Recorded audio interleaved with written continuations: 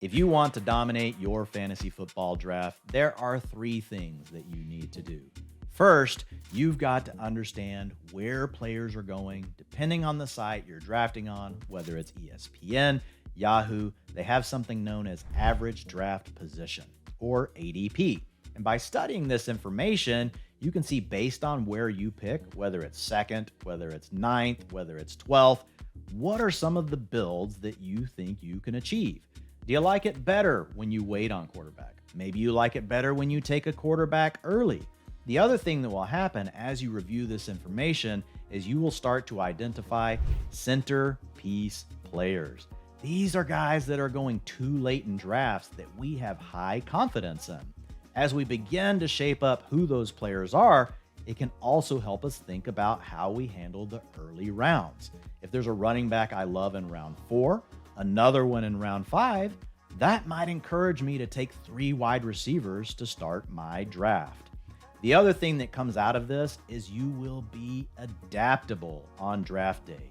Because you've thought about the different teams you can build, if it doesn't go your way, you're going to know how to pivot. The other thing is if a centerpiece player suddenly gets taken, you will have already planned for that scenario. You have who your backup plan is if things go wrong. So with this framework in place, we are going to take a look at the Fantasy Life ADP Grid for Yahoo. Using this information, we're going to plot out what the perfect draft looks like, whether you're picking from an early spot, say pick 2, or in the middle of the draft, pick 6, or maybe you've got the 11th pick. We're going to cover all 3 scenarios. And for each one, we're going to talk about who are the centerpiece players that we should be targeting. And then finally, what are our plans if that player is gone or things don't work out exactly like we thought? We've got to have contingencies. Let's jump in. Before we start diving into some of the specifics around the different builds, there are 3 players that you are going to see on all of our builds. These are our centerpiece players. Number 1, Calvin Ridley. Going in round 4 right now over on Yahoo. He was the wide receiver 4 the last time we saw him in a fully healthy season. Yes, some people are worried he's gonna be rusty. He's not gonna be ready for prime time. Well, he's had an entire offseason to knock off the rust with Trevor Lawrence, and he's got a 31% target share, leading all Jaguars in plays with Lawrence this preseason. I am buying into Calvin Ridley. We want to take him in round 3 from all positions. The second player is James Cook. Cook is a guy that I only have projected for 38% of the rushing attempts and only being on the field 55% of pass plays. He comes out to 14.5 fantasy points per game in that role. This preseason, he's been upwards of 70% of the team's rushing attempts. He's been on the field for 65% of the routes. Yeah, Damian Harris came on the field, stole a touchdown. I've still got Damian Harris projected for a sizable role. But if somehow James Cook actually gets to 50% of the work, which he's been above in the preseason, he's going to shoot to 17 to 18 fantasy points per game. So this is a guy that we can draft in round 7. We're going to take him in round 6 every time because even in the limited role I have him projected for, he's a running back 2 with upside. If he does hit some of this preseason utilization, he's going to be an RB1. The final player that we've got to talk about is Khalil Herbert. He's going in round 9 of drafts right now. We are going to take him in round 8. Why? Because he's been a super explosive player over his first 2 years of his career. And this preseason, the Bears have shown us that Herbert has distance from Deontay Foreman as well as Roschon Johnson in this backfield. He's led the way with the starters. He's rested with the starters. And we are potentially getting a player that could get up to half of the carries on a Bears offense that wants to run the ball all the time. Now, we do have other centerpiece players. They just don't apply to every draft position. So we will unveil those as we go. And with that in mind, let's dive into drafting from the early position, which is picks 1 through 4. Now, we're going to move pretty quickly here, but I'm really going to work to summarize my thoughts for why I want to choose constructing these rosters in a specific way. From early position, picks 1 through 4, you've got a lot of options. You could go with Christian McCaffrey. You could go with Austin Eckler. I, however, prefer going with the top end wide receiver. That means I'm taking Jamar Chase. I'm taking Justin Jefferson. If they're gone, I'm taking one of Tyreek Hill or Cooper Kupp.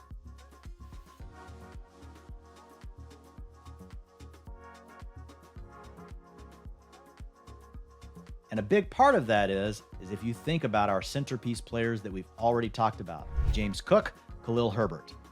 We know we can get some value at running back later in the draft, but that's not all. We've got another centerpiece player that we can take in round 4, and he has a contingency plan. And that player is Dameon Pierce with a contingency of J.K. Dobbins.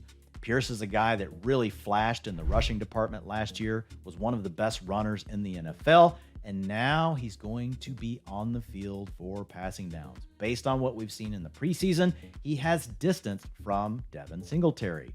I don't think this suddenly makes him a huge target earner, but I went back and did the research. Running backs that get on the field at least 60% of the snaps, 60% of the rushing attempts, and they get a 60% route participation, and we're not high-end target earners. So I made them a 15% targets per route run or less, and you get names Arian Foster, the RB3.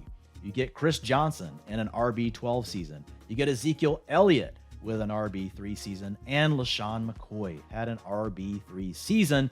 Hitting those thresholds, I think Dameon Pierce is poised for a top 12 running back season, and he has even more upside than that. Not only does Dameon Pierce encourage me to go with wide receiver at the first pick, it also makes me want to take wide receivers with the next 2 picks. That is how I think my rosters turn out the best right now on Yahoo when picking 1 through 4. I can take Justin Jefferson. I can then come back down and get Amon-Ra St. Brown, Garrett Wilson, or Jalen Waddle. And of course, we know we're taking Calvin Ridley in round 3. Then we're still getting Dameon Pierce. And in round 5, we're not going back to running back. We're going to go ahead and get a high-end quarterback in Justin Fields, the backup plan being Justin Herbert. The reason? There's a teardrop, and there's a lot of wide receivers we still like on the board.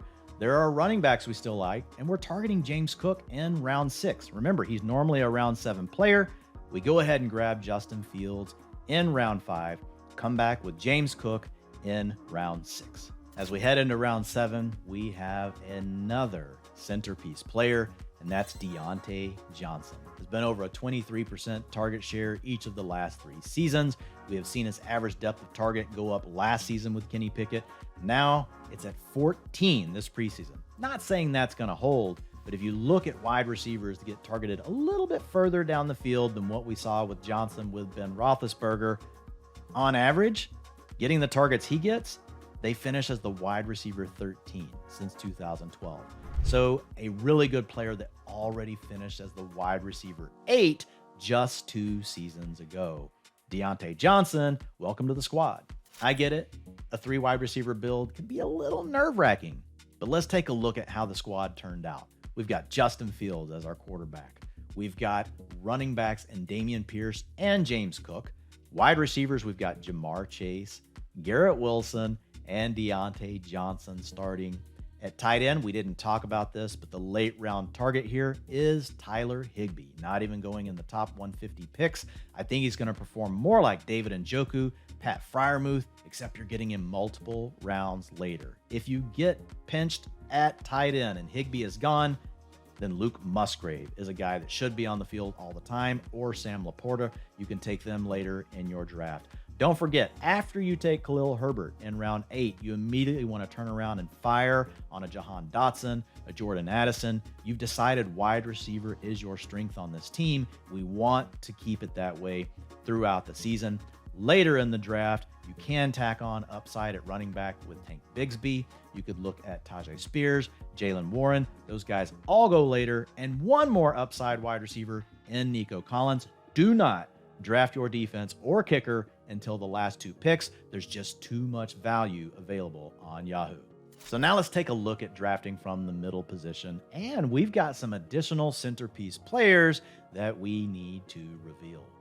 So at the beginning, we're actually going to start very similar to what we did from the early position. I want to go wide receiver. Typically, Cooper Kupp or Tyreek Hill is falling into this range.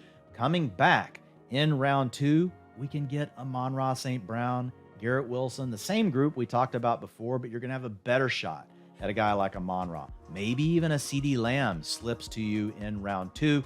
Round 3, we've already discussed. That's going to be Calvin Ridley. Round 4, similar plan. Dameon Pierce, J.K. Dobbins, one of those two names. And here's where we're going to pivot a little bit. In round 5, Justin Fields is most likely going to be gone, but we're going to pivot to this other onesie position in tight end, and we want to grab a high-end asset. We're going to go with Darren Waller.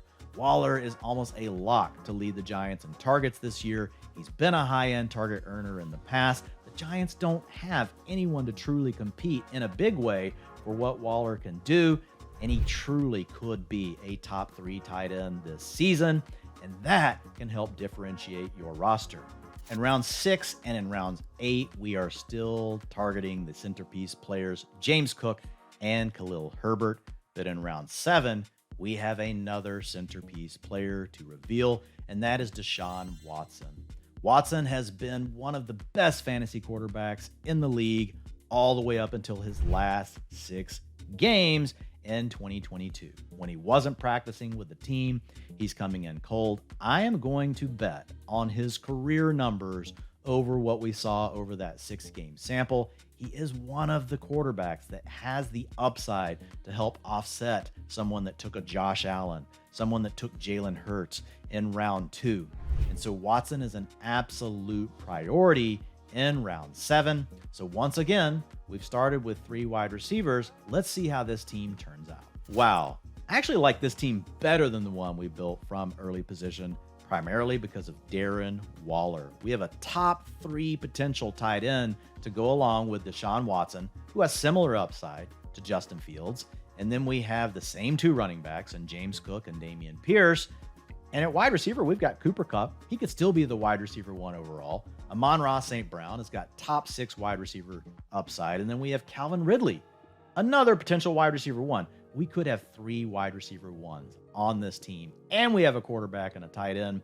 Of course, in the flex, you keep the pedal to the metal in round 9. You take that Jordan Addison, you take Jahan Dotson, a player along those lines. We want to stay strong at wide receiver. You can come back for a Nico Collins later, as well as the handcuff running backs we discuss from early position. Well, what might a team look like if we're actually not taking 3 wide receivers in a row to start the draft? Well, that brings us to late position, where I actually think taking a running back with one of those first 2 picks is actually the best strategy.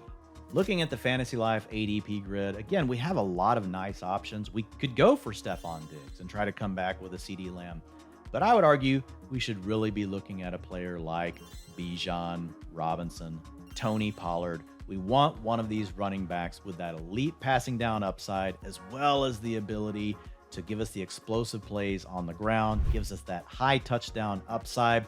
Both players check all of those boxes. So I want to start in round 1 with Bijan Robinson. Plus, we've already identified a lot of value at wide receiver that we like later in the draft. Coming back in round 2, we can go with a name like CeeDee Lamb. We know in round 3, our target is Calvin Ridley. Now that leads us to our second pivot from this draft position, and we want to focus on quarterback. And the name here, the centerpiece, is Lamar Jackson. In a spot where really the wide receiver tier flattens out, Jackson gives us the upside to offset what others are getting in Josh Allen and in Jalen Hurts. His points per drop back are still right in line with those guys. We know he's going to scramble, and now he's got the best weapons that we've seen him with for his entire career. Todd Monken has talked about opening up this offense. Lamar Jackson could be the quarterback 1 overall. If he's gone, I'm still going to stick with quarterback here. I think you can take Joe Burrow. I think you could also even talk about Justin Fields in this spot. We're going to pass Dameon Pierce. It's just a tad rich. And by the way, we've already got Bijan Robinson in round 1, and we're going to be able to come back for James Cook in round 6. The other remaining picks here are names you've heard. We're really wanting Darren Waller at the end of round 6. Based on our ADP grid, we're going to have a shot at him there. And then we know we want to go for DIONTAE Johnson. So those are our sandwich picks around James Cook. And then Khalil Herbert is our round 8 option. So let's see, how did the squad turn out? We have a potential stud quarterback in Lamar Jackson. Then we have Bijan Robinson and James Cook, a little bit less risk in our running back room. And our wide receivers are still really good. We've got CeeDee Lamb, we've got Calvin Ridley, and Deontay Johnson. And we've got a potential stud at tight end with Darren Waller. It's going to be a little tougher at the flex spot to get a Jahan Dotson, to get a Jordan Addison to fall back based on the Fantasy Life ADP grid, but names like Elijah Moore, Treylon Burks, we can add those in. Antonio Gibson is another name that we can target at running back. We may have to have a little bit more of a battle for our flex spot, but overall, really strong starters. We've got a balanced team, and we are ready to do battle and go try to win that fantasy championship.